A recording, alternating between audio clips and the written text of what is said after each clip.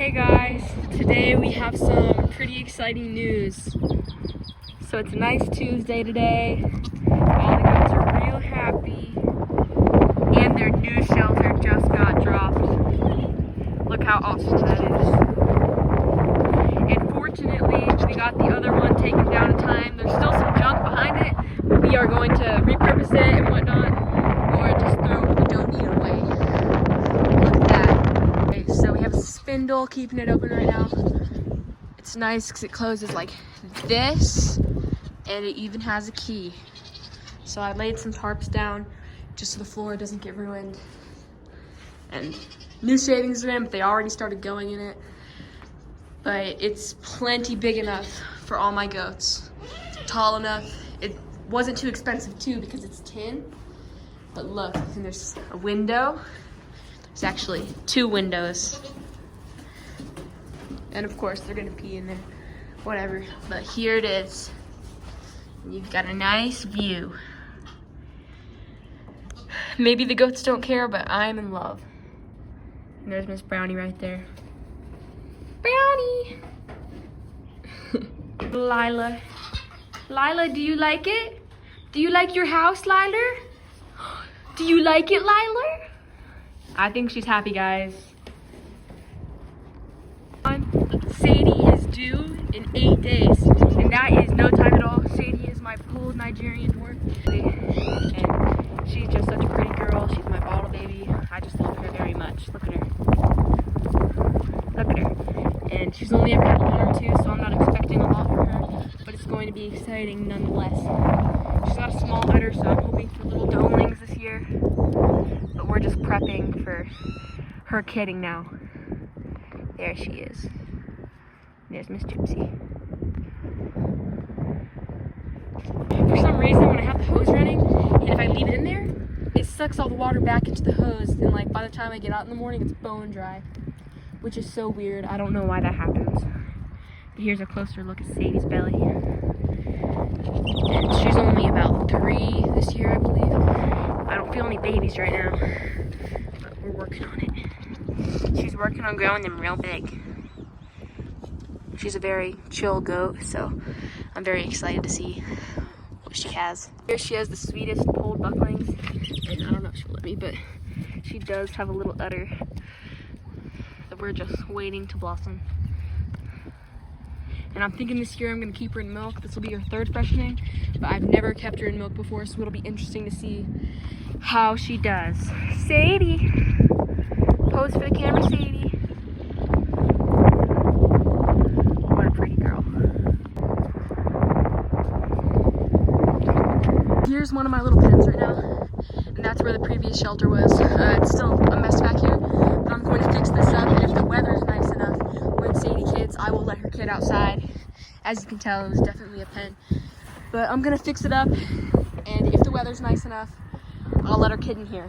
So I'll see you guys in a minute. Alright, I'm not quite done yet, but this is all I'm gonna do for today. I still have a lot of modification to do on that. I just have it up like that right now as a temporary feeding pen, so I can let in my yearling does to eat and whatnot. I had these bags up for insulation in the winter before I had my normal shelter, but now I'm just working on making it into a pen that is okay for kidding on warm days or feeding or whatever else. So like, it works for now. But oh, Pixie wants to go in. Also just installed a few feeders. Those are also in lieu of some mineral. This is the mineral I use. It's Sweet Licks Meat Maker, and it is literally the best mineral I have ever used.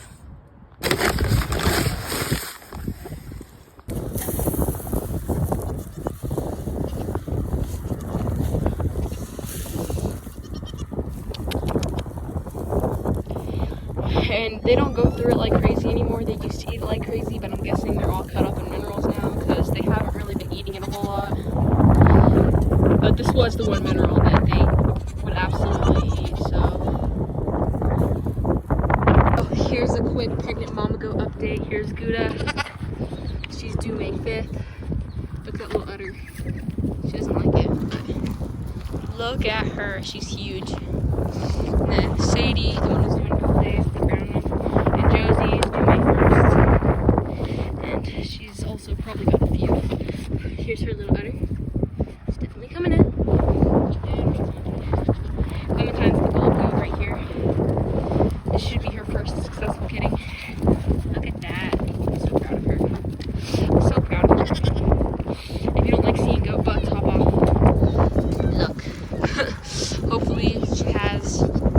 too. Allie Bear. I don't know if she's actually pregnant, but I hope she is. She's always fast, so there's no telling. I haven't been able to feel baby movement in her or anything, but the rest I have. And then for the goats due in July, there's Brownie, Karen, and Butterscotch. They're all laying right there. See, she's just about to here. And there's our kangaroo Jack fighting with the cats. Hey guys, I'm up early this morning. It's only 6. I'm milking the goats. It was a really rainy day. We have some snow. And my carport, yesterday it flew and hit the fence right there, right where that IBC toad is, and crushed it. And the tarp ripped up. It was to store my hay, so pretty bummed out that the Texas winds did this, but luckily I still have a garage to store it in. I'm just thankful that the emus didn't get out and nobody's hurt. But yeah, it's just a real bummer that happened. But today we're gonna be preparing for Sadie the kid. That's not Sadie, that's Ivy. Sadie's my brown polled goat in there. She's due to kid in 3 days, and I do plan to get it on video if I can. I'm just milking early this morning.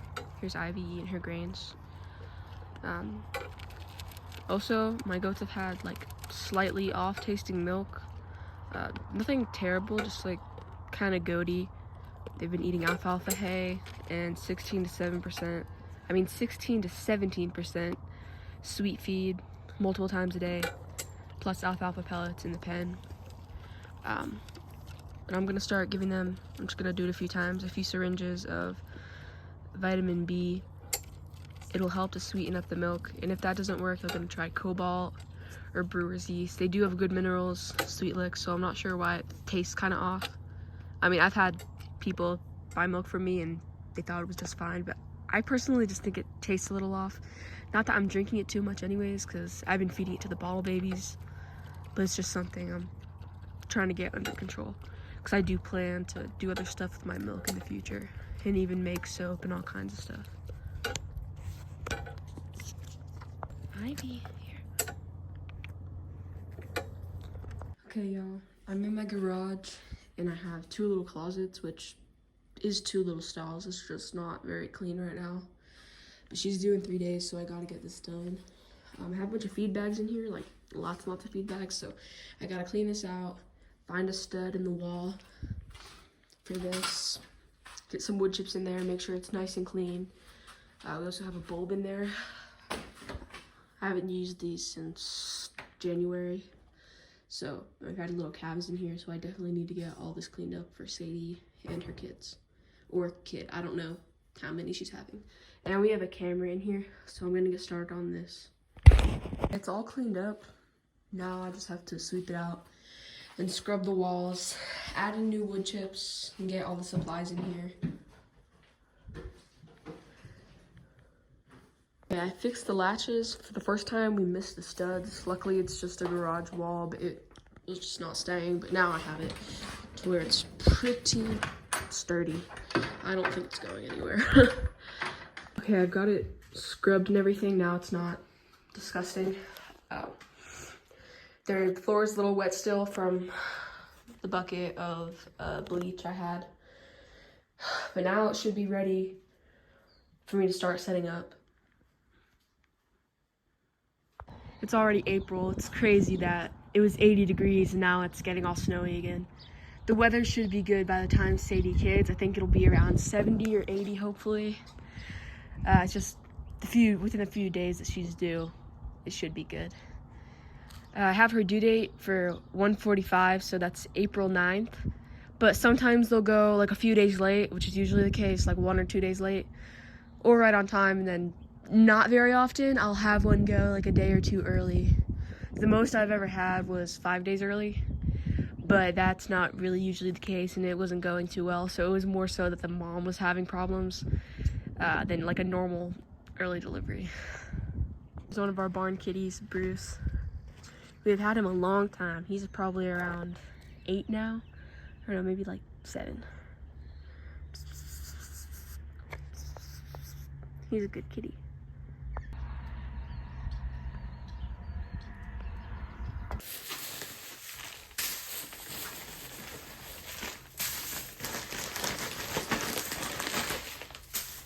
Okay, my wood chips are in.